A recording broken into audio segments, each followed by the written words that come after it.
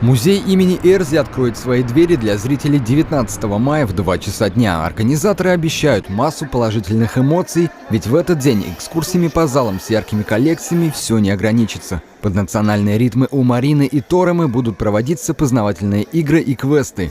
Актеры студии «МХАТИК» представят один из спектаклей, а уникальным станет то, что в этом году для зрителей пройдет экскурсия в запасники музея. Впервые такое мероприятие проходит именно во время таких крупных акций, когда мы разрешаем посетителю заглянуть в наше фондохранилище. И мероприятие проводит отдел хранения. Ответственный хранитель расскажет о том, как хранится графика в нашем музее, какое оборудование, какие температурно-влажностные требования необходимы для хранения этих произведений. Я думаю, что это будет очень интересное, познавательное и увлекательное мероприятие.